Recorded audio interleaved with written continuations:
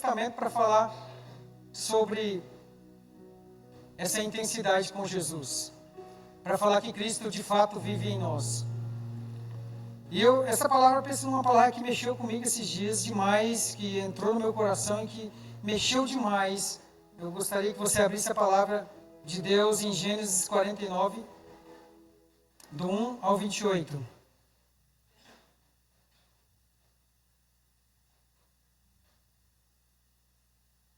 Gênesis 49, do 1 ao 28. Eu vou estar lendo na versão NVI, se caso você tiver.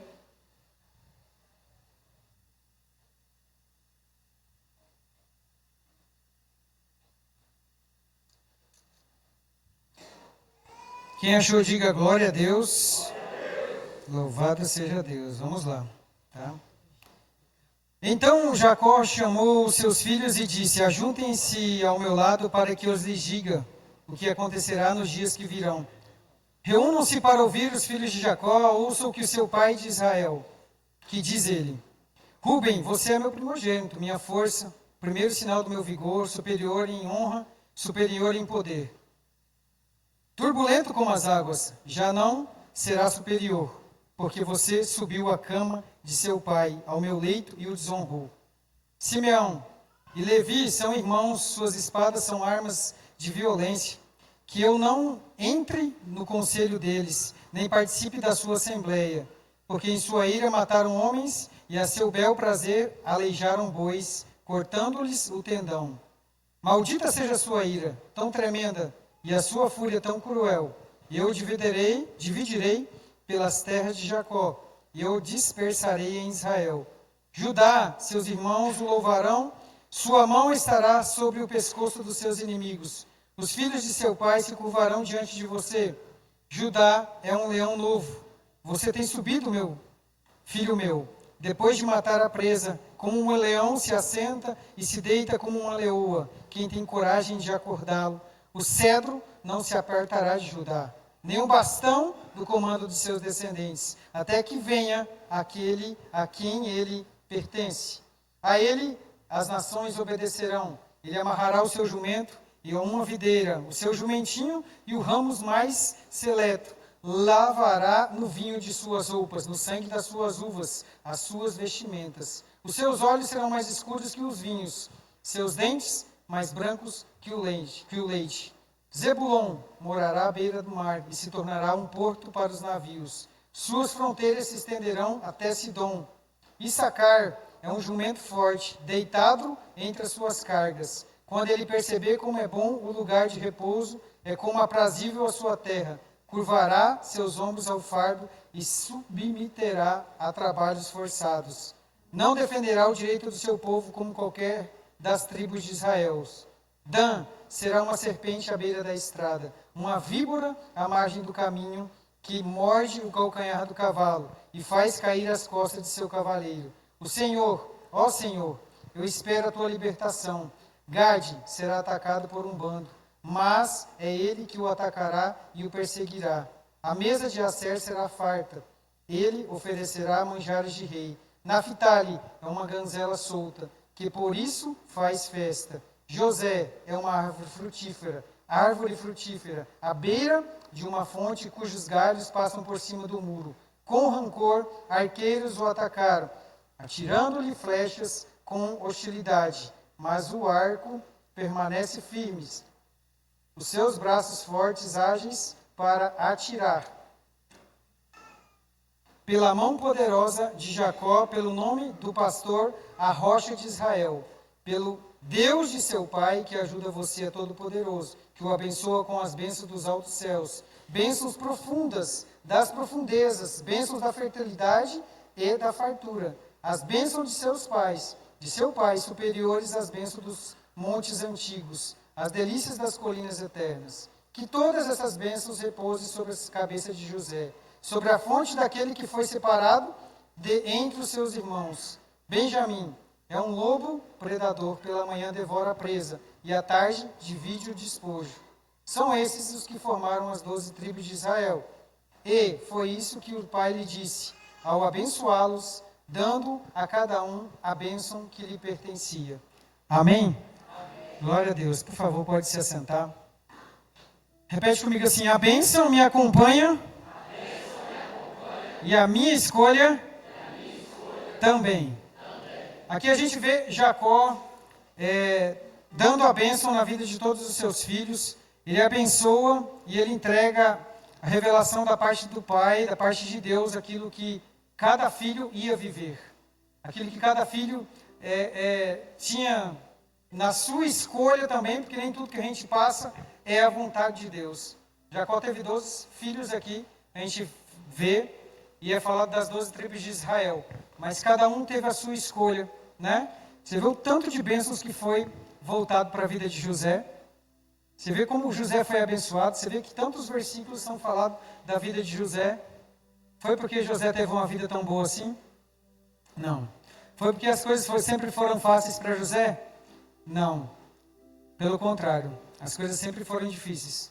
As coisas sempre passou por tantos desertos, por tantas dificuldades, foi caluniado, foi vendido. Pior do que ser dado é ser vendido. Colocaram um preço nele. Foi preso injustamente, mas ele foi fiel ao seu Deus. Ele se manteve na fidelidade.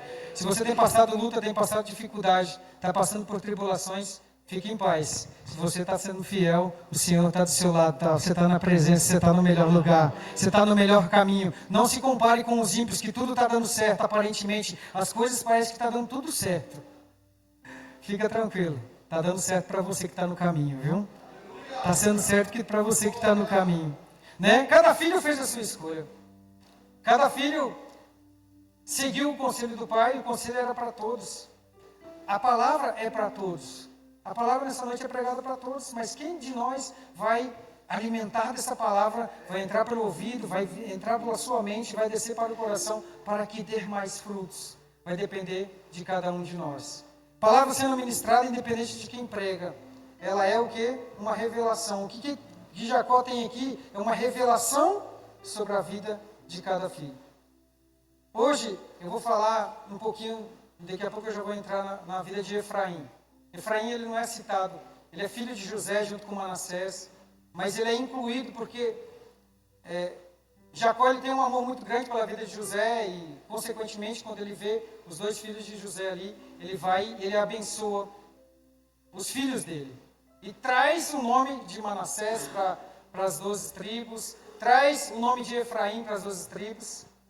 Efraim não era o primogênito de José, mas na hora de abençoar, Jacó ele cruza as mãos e abençoa a vida de Efraim. A gente já vai entrar na vida de Efraim. E a gente vai ver que Efraim, ele teve uma vida não tão correta assim. Porque ele se deixou levar pelo pecado, ele foi se corrompendo.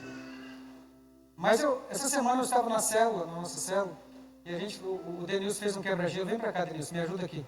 Vamos aplaudir Jesus para a vida do Denilson. O pastor Marcelo falou que eu podia ficar à vontade, eu estou em casa, então, no meio da palavra, a gente sobe aqui, fazendo favor, Denilson. E ele fez um quebra-gelo simples.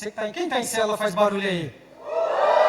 Glória a Deus, célula é demais, rapaz. Célula, eu sou apaixonado por célula.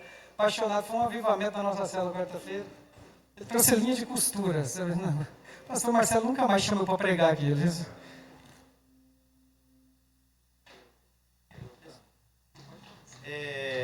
Nós trabalhamos na célula, uma linha de costura. E o que nós trabalhamos lá foi uma linha fraca, né? Fazer assim, ela quebra, facinho. E o que nós dizemos lá, que assim é o pecado. O pecado é desse jeito. Fraco, fraco. Mas quando você começa a cometer um pecadinho, um dia. Outro dia, outro pecadinho. Outro dia, outro pecado. E se for nordestino, ele fala, ei, bora lá? Você vai. Mas outro pecado. E aqui, uns 10 dias de pecado. Pouquinho, ó. Pouquinho, 10 dias. E assim que o inimigo faz. E às vezes a gente acha que é fraco. Mas em 10 dias de pecado, você está amarrado. Tenta quebrar, pastor. Não quebra. Simplesmente é fraco, mas quando você comete várias vezes, você está amarrado. É assim que o inimigo quer fazer com cada um. Aqueles que não andam com Deus. Solta eu aqui agora.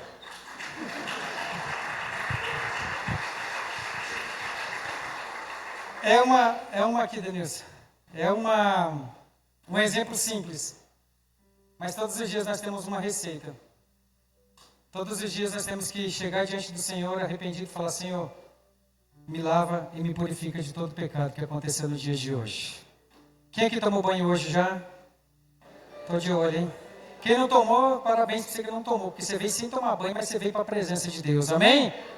Melhor você estar aqui, porque aqui você se limpa espiritualmente, meu irmão, sabia? A gente tem todos os dias o sangue de Jesus que a gente pode se purificar, e se a gente não faz isso, a gente começa a se enfraquecer, porque aquilo que era fraco, o pecado, ele começa a ganhar força em nós, né? E aí a gente começa a parar de orar. Uma vez eu vi uma frase assim, que se a gente tem uma vida de oração, a gente fica longe do pecado. Mas também, se a gente tem o pecado de perto, a gente tem a oração de longe. Porque não combina, né? Então, Efraim, quem foi Efraim? Gênesis 48, 5. Rapaz, o negócio tá demais, porque tem o telão pro lado de cá e o telão pro lado de cá. Demais aqui. Amei essa casa nova aqui. Gênesis 48, 5 diz assim: Jacó diz: Agora tomo para mim como dos meus próprios filhos seus 2 rapazes, Efraim e Manassés, nascido na terra do Egito, antes de minha chegada. Eles serão os meus filhos, como são Ruben e como Simeão. Efraim significa: Deus me fez feliz na terra da minha aflição. José dá esse nome para Efraim, por quê? Porque José sofreu muito no Egito. Mas José não se corrompeu no Egito. Às vezes a gente se corrompe e coloca a culpa nos outros. Se corrompe e coloca a culpa no governo. Se corrompe e coloca a culpa na igreja, no pastor. Se corrompe e coloca a culpa nas pessoas. José nunca colocou a culpa em ninguém. Pelo contrário, ele sofreu calado até quando foi caluniado. Porque ele tinha quem? Um Deus que justificava ele. Hoje qualquer coisa a gente quer ir para uma rede social, é quem a gente quer se justificar. Hoje qualquer coisa a gente quer ir para uma rede social, a gente quer jogar uma indireta. A gente não quer dar moleza, a gente quer fazer isso, quer fazer aquilo. Eu quero dizer para você, quem tem pai não precisa se justificar. Quem tem pai tem aquele que te defende, tem um advogado, tem um amigo, aquele que te sustenta. Deixa eu te dizer, José experimentou isso e por isso que ele diz assim: olha, Deus me fez feliz, repete comigo, Deus me fez feliz na terra da minha aflição. Eu não sei se você tem passado alguma aflição aí, mas eu quero te dizer, mesmo na aflição, Deus é o único que pode trazer uma felicidade dentro do nosso coração, porque essa aflição vai acabar em nome de Jesus Cristo, né? Efraim recebe a bênção de Jacó e prospera muito em sua vida. Prospera, porque a bênção da parte de Deus, isso é uma coisa que me preocupa, pastor Marcelo. Por quê? Porque não é porque a gente está sendo abençoado, é que as coisas estão acontecendo da forma que tem que ser para Deus. Deus, Ele ama dar, Deus, Ele ama nos abençoar, Deus ama derramar a bênção sobre os seus filhos. Só que Deus espera de nós repete comigo, obediência. Exatamente. O que Deus espera de nós é um coração obediente, uma obediência que a gente começa a encontrar prazer. Antes, quando Cristo não vivia em nós, para nós era loucura renunciar a um pecado. Antes, quando a gente estava no mundo, era uma loucura para nós ver alguém indo para a igreja sempre, buscando e tendo vida com Deus e estar onde que está, do relacionamento com o Senhor. Mas agora que nós estamos com Deus, o nosso prazer não está no pecado, nosso prazer está na presença do Deus Todo-Poderoso, está na presença de Jesus. E aí, o versículo que me chamou para essa palavra, para essa pregação, foi Oséias 7:8, que diz assim: Efraim se mistura com os povos. Efraim é um bolo que não foi virado. Repete comigo assim: Efraim se mistura com os povos. Efraim é um bolo que não foi virado. Poxa, olha só. O significado de Efraim é: Deus me fez feliz na terra da minha aflição. Olha o que Deus tem de propósito para a vida de Efraim. Vai trazer muita alegria para José, vai trazer muita alegria para Jacó. Mas Efraim escolhe o quê? Se misturar. Deixa eu te dizer, olha para o seu irmão e fala assim: não se misture com o mundo.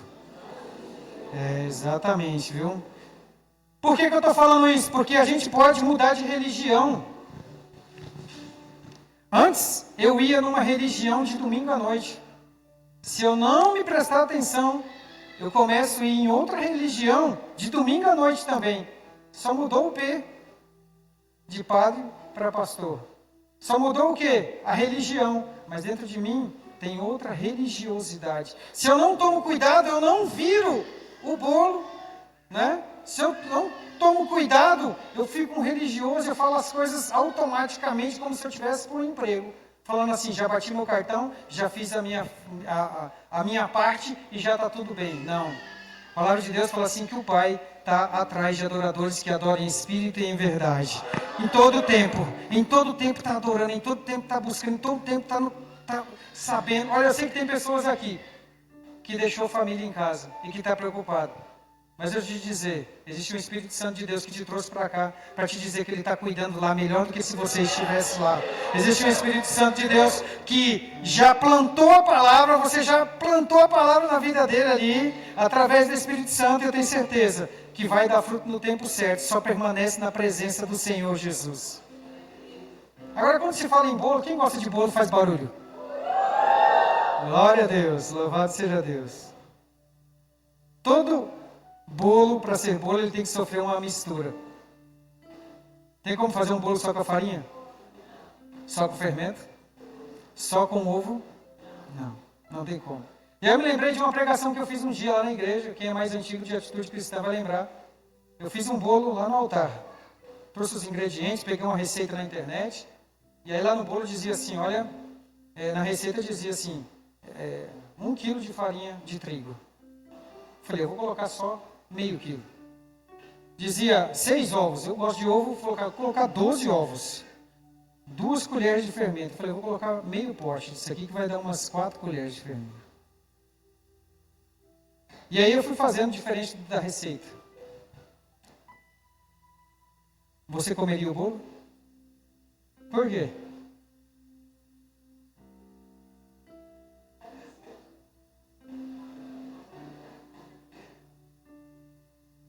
E é interessante, né? Tem bastante homem que cozinha também. Mas as mulheres, quando comem um bolo gostoso, uma coisa gostosa, falam assim, nossa, que delícia. Primeira coisa que ela fala, me dá a... me dá a receita. Sabe de uma coisa? Deus falou muito forte no meu coração assim, que todos os dias a gente tem um livro de receita.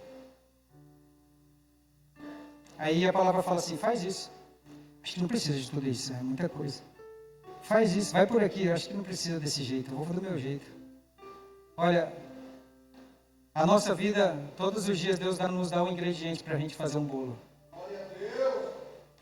A coisa é a verdade é a seguinte, é tempo da gente ser uma virada de chave na nossa vida. Nós não podemos achar que está tudo bem, o fato de simplesmente a gente vir para uma igreja e ir para uma célula que está tudo bem, não.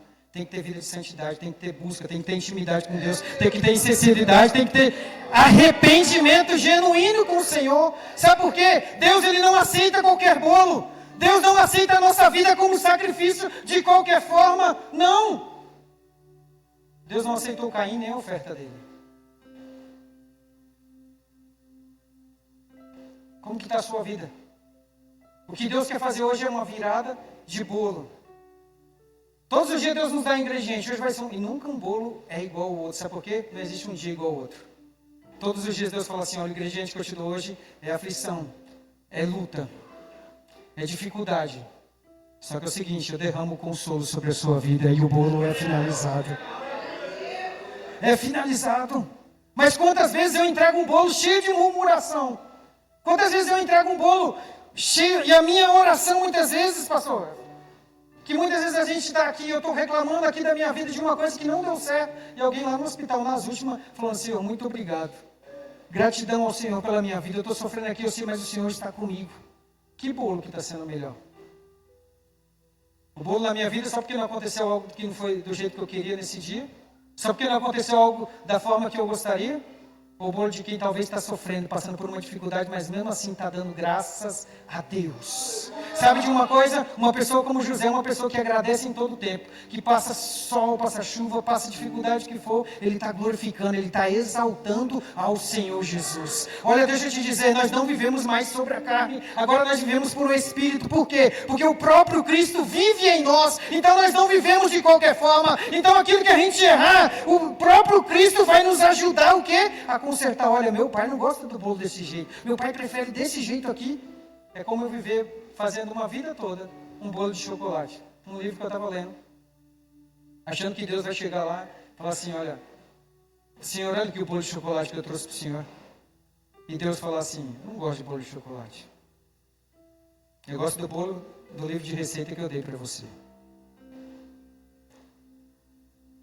Não adianta a gente pegar receita para fazer bolo se a gente não tem disponibilidade nem disposição. Não adianta a gente, não basta só a gente vir aceitar Jesus.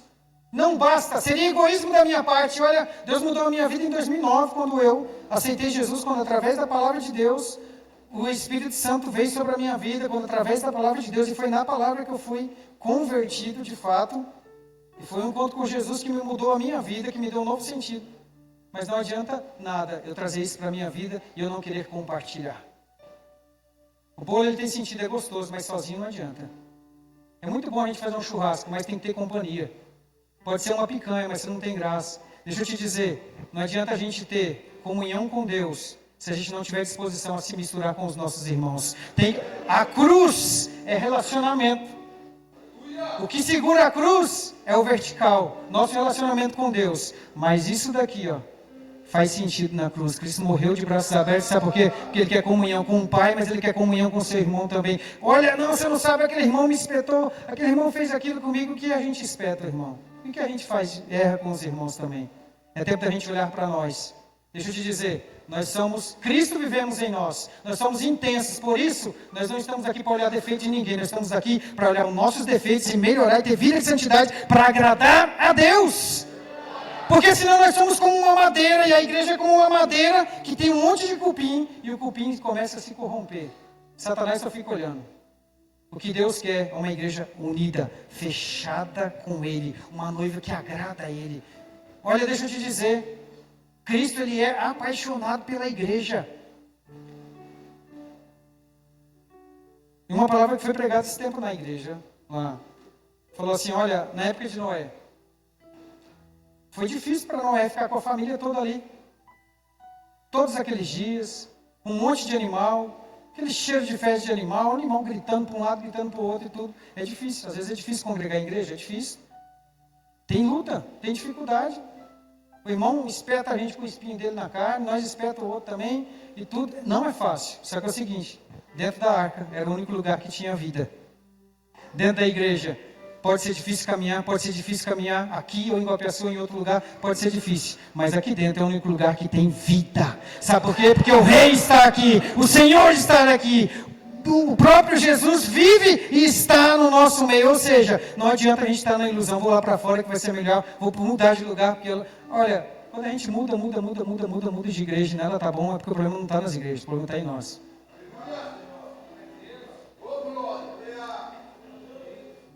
Para de mudar, quem tem que mudar é você. Para de querer sair daqui, eu parei de querer sair dali, achando que você vai... Para de ser iludido, é tempo de você virar um bolo, que Deus está falando com você, para de ser Efraim. Para de se misturar com o mundo. Para de se misturar com coisas, com conversas que não agradam a Deus, com piadas que não agradam a Deus. O seu celular, o Espírito Santo pode olhar tudo. O seu controle remoto é o Espírito Santo que pega. As suas conversas. Será que o Espírito Santo pode ir caminhar aonde a gente caminha? Pode frequentar os mesmos lugares que a gente frequenta? O Espírito Santo pode ir. Se ele pode ir, você está no caminho certo. Mas se ele não pode, se você lembrou de alguma coisa, é tempo de você virar o bolo hoje e agradar ao Senhor Jesus. Por quê? Porque se Cristo vive em mim, Ele é dono da minha vida. Então não... E aí eu lembro quando eu era jovem, eu era doido por fazer 18 anos para eu mandar na minha vida, né? Eu esqueci que quem comprou minha vida foi Jesus Cristo. Então eu não sou dono dela. Fala para o seu irmão, você não é dono da sua vida, viu? Você não é não. Viu? Você não é dono, né? Deixa eu te dizer, diga para o seu irmão, hoje é tempo de você virar o bolo.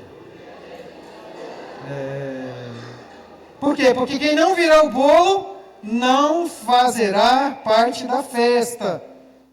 Ou seja, quem não se mistura com Deus e não se mistura com pessoas está fora do propósito de Deus.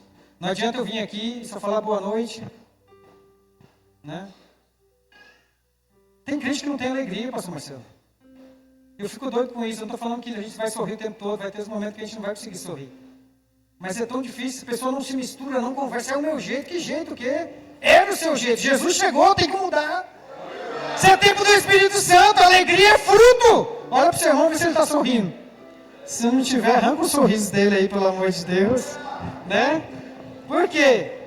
Virar o bolo, repete comigo, virar o bolo significa nascer de novo. E tinha um homem que era religioso ao extremo, mas tinha um coração ensinável, chamado Nicodemos.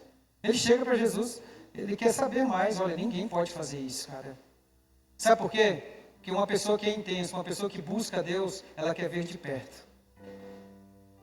Nicodemos era intenso, correu risco, foi ver Jesus à noite, foi tirar dúvida, sabia tudo ali, talvez de Gênesis, do Antigo Testamento todo ali, até Malaquias, mas ele não tinha conhecido Jesus ainda.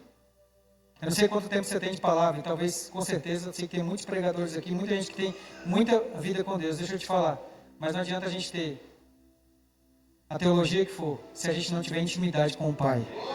Intimidade com o Senhor, a presença que faz a diferença. O que nos atraiu até aqui foi a presença, o que nos trouxe até aqui com essa alegria, nessa noite de sábado, tem um monte de convite. Isso quer dizer, sabe o quê? Que você está no caminho, que Deus tem tocado no seu coração, que o Espírito Santo tem movido a sua vida, que já não são mais os seus pensamentos. Ei, Satanás perdeu para a sua vida, perdeu na sua casa, Satanás perdeu. É tempo da gente declarar isso. É tempo da gente declarar isso, porque ele diz assim, em resposta Jesus declarou, digo-lhes a verdade, ninguém pode ver o reino de Deus se não nascer de novo. Novo nascimento. Quem de nós não quer nascer de novo? Nascer de novo não é fácil, porque a gente tem que recomeçar. Tudo aquilo que a gente aprendeu, construiu. A gente tem que começar a reconstruir agora. Mas não por nós mesmos, não da nossa vontade. Agora a gente faz da vontade do Pai. Mas a vontade do Pai ela é perfeita, ela é agradável. A vontade do Pai, ela sempre vai levar a gente para um destino muito feliz. Eu vou até ali, porque eu vou pegar um testemunho ali, o pastor Marcelo. Falou para me deixar à vontade. O James, fica de pé. Então. O James vai falar um pouquinho aqui ó, sobre o que Deus fez na vida dele e a virada de bolo aí. Pastor, rapaz. É uma honra, viu? Paz do Senhor a todos. Glória a Deus. É uma alegria estar aqui, viu? A palavra que o pastor Guina vem trazendo me fez eu lembrar de algo que aconteceu na minha vida esses dias, apesar de a gente já estar caminhando, já há 12 anos, né? Que Jesus chamou nós nessa graça.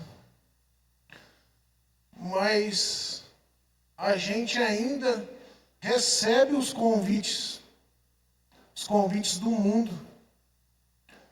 Se a gente não tiver com a mente ligada no Pai, a gente vai pela carne, às vezes, despercebido.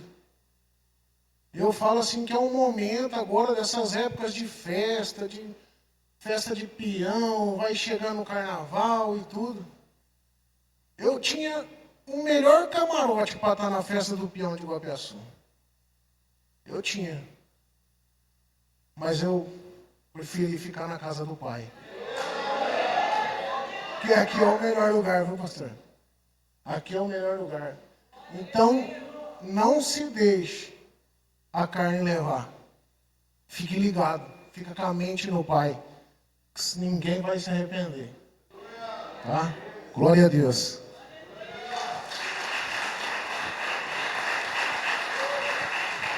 Tá vendo aí? Para quem não sabe, o James ele é irmão do prefeito de Guapiaçu.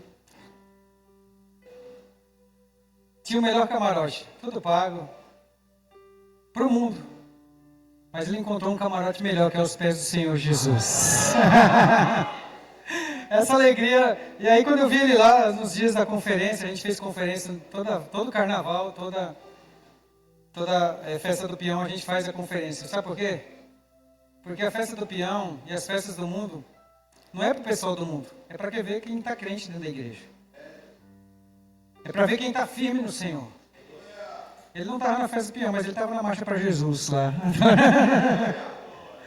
E a virada de bolo, por quê? Porque são na hora da aprovação, na hora que a gente é tentado, é que de fato a gente vai falar assim, cara, de fato, a minha vida é um bolo para o Senhor. A Adri quer dar um testemunho também? Pegou de surpresa aqui agora. Graça e paz, amados, é rapidinho, mas me incomodou. É um testemunho recente. Nós fomos para o Maranhão, né, fazer missão, e aí nós viajamos no dia 11, 10h30 da manhã aqui de Rio Preto, e chegamos em São Paulo, e tivemos que ficar 8 horas lá, né, esperando o voo para Belo Horizonte.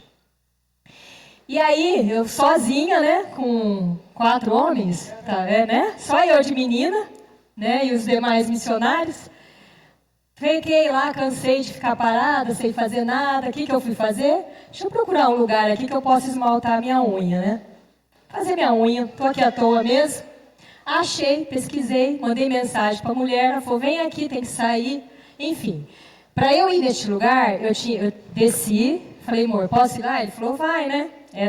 Meu voo saía às 6h20, isso era o quê? Umas 15:45. Falei, eu vou rapidinho e volto.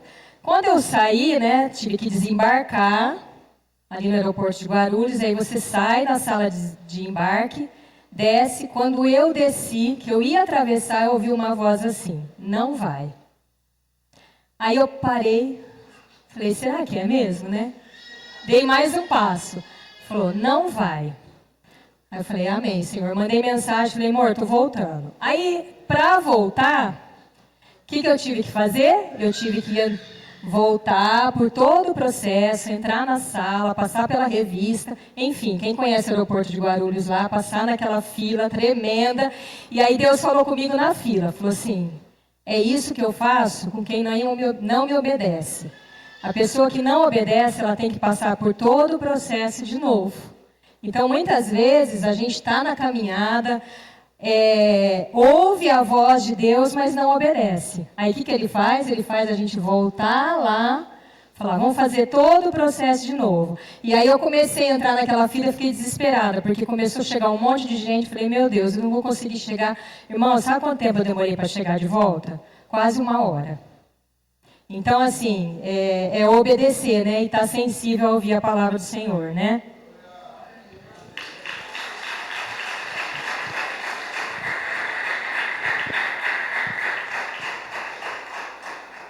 Tempo de virar o bolo. Levítico 10:10 diz assim, vocês têm que fazer separação entre o santo e o profano, entre o puro e o impuro. Não tem como a gente servir a dois senhores, não tem como a gente viver uma vida dupla. Quanto mais perto a gente chega de Deus, mais a gente vê que tem pecado em nós. Quando que eu estou religioso? Quando eu me ajoelho, quando eu vou fazer uma oração e eu vejo que não tem pecado em mim mais. Sabe o que isso quer dizer? Que eu estou insensível. Porque todos os dias nós pecamos. Está faltando arrependimento em nós. Arrependimento. Muitas vezes a gente está sendo superficial. A gente muitas vezes fala assim, o pastor tinha que fazer isso, o pastor tinha que fazer aquilo. Deixa eu te falar, o movimento quem faz não são os pastores, o movimento quem faz é o Espírito Santo. E nós somos templo dele. Portanto, aonde quer que a gente fica esperando oportunidades. E Jesus, para ele, tudo era uma oportunidade. Pô, quantos milagres Jesus fez dentro da igreja? Nenhum. Mas fora ele fez um monte. Por quê? Porque a oportunidade está fora. Aqui é um lugar que a gente se abastece, se enche, mas o chamado é fora. Repete comigo assim, se Cristo vive em mim, eu vivo o melhor dessa terra. O melhor dessa terra, eu vivo. Por quê? Porque eu sinto prazer em estar na presença de Deus. Eu começo a gostar da minha vida e amar a minha vida. Por quê? Porque eu sei que nenhum tempo eu vou estar sozinho. Olha, esse tempo agora que vem a chuva, é tão difícil vir a seca, né? E aí na seca, quem mexe com plantação, vai aguando ali, as plantas não... Elas sobrevivem apenas. Mas quando Deus manda a chuva, parece que a chuva vem com adubo. o negócio cresce, o negócio floresce. Deixa eu te dizer, Cristo não chamou a gente para sobreviver. Cristo chamou a gente para todos os dias se banhar da graça dele, se banhar da presença dele. Por quê? Porque em todo tempo a gente vai florescer, todo tempo a gente vai dar fruto, até no sofrimento. Aquele que tem Cristo vivo na vida dele, ele prega. E sabe qual que é a pregação? A maior pregação nossa não é com o microfone, é com a vida. A maior pregação nossa é com o testemunho, é com o nosso estilo de vida. Sabe por quê? Porque Deus não está atrás de quem fala bem. Se falar bem, melhor ainda. Mas Deus está atrás de um coração puro, ensinável e sincero, de um coração de adorador, de um coração que tem intimidade com Ele. Portanto, não se preocupe. Talvez você fale assim, rapaz, eu não sei nem tanto falar. Mas se você sabe João 3,16 e falar isso com toda alegria, você vai ganhar muito mais vida do que eu pregando aqui na frente. Por quê? Porque o amor de Cristo constrange. Enquanto você está com Deus ali, quando você está falando para Jesus de alguém, o Espírito Santo de Deus já está abrindo o coração dela, já está lá trabalhando naquele coração para que ela possa receber Jesus Cristo. Portanto, fala para o seu irmão, seja mais ousado. Fale mais de Jesus, fala para ele. Fala para ele, seja mais ousado. Desapareça. Deixa Jesus aparecer. É tanto o nosso eu que aparece, né? Eu já passei tanta situação, né? Às vezes as pessoas falam assim, pastor, por que você não confronta essa pessoa? Por que você não conversa com essa pessoa? Sabe por quê? Que às vezes eu não confronto muitos irmãos? Porque tem irmãos que não têm maturidade. Se eu for confrontar, ele sai da igreja. Que pastor que vai ter maturidade, vai aguentar aquele irmão lá? Vai ter paciência. É melhor às vezes a gente ter paciência e um coração ensinável. E aguentar algumas coisas com irmãos, com pessoas, do que a pessoa ir lá para o mundo e ser escravo de Satanás. Deixa eu te falar. A Bíblia diz em Efésios 6, 10 em diante, vai falar assim que a nossa luta não é contra a carne. A nossa luta não é contra o marido e mulher. A nossa luta não é contra o pastor, não é contra a liderança. A nossa luta é contra a hierarquia de demônio. Satanás, se pensa num negócio organizado, é Satanás. Ele trabalha em conjunto, ele trabalha em equipe, ele trabalha fortalecido. Portanto, a gente tem que andar revestido. Cristo vive em nós, amém? Mas nós temos que tomar posse disso. E não ir para a guerra de qualquer forma. E não entrar de qualquer forma. Né? Se Cristo vive em nós, a gente não precisa se preocupar com as coisas deste mundo. Fica tranquilo, nós e a nossa casa vai ser guardada pelo poder, pelo sangue de Jesus Cristo. Olha, Deus nunca abandonou um justo, nem desde quando Ele começou o mundo lá atrás. Deus nunca abandonou e Ele não vai te abandonar. Não importa se quem está no governo é direita ou esquerda. Nós temos que estar ligados no poder e no comando do governo do céu. Ei, é o governo, deixa eu te falar uma coisa. Quando o anjo aparece para... Estava malhando trigo, Gideão estava malhando trigo. O anjo está sentado, falando com ele, por quê? Porque Deus não perdeu o controle de nada. Viu? A gente acha que o inferno está sobressaindo e tudo. Não, Deus está no governo de todas as coisas. Deus está tranquilo, Ele vai fazer justiça. Vai chegar a hora, aguenta firme. Sabe? E aí, eu me lembrei de quando o Adri falou, né, para quem não sabe, a gente foi para o Maranhão, estamos chegando de lá, uns 15 dias mais ou menos atrás. Foi uma viagem inesquecível para todos que foram. Mas eu vendo aquela equipe toda indo, sabe? A gente foi em 54 pessoas. E aí eu falei assim, Senhor, começar de mim. Eu falei, eu não tinha condição de ir. Se fosse para mim e a minha família ir se divertir, eu não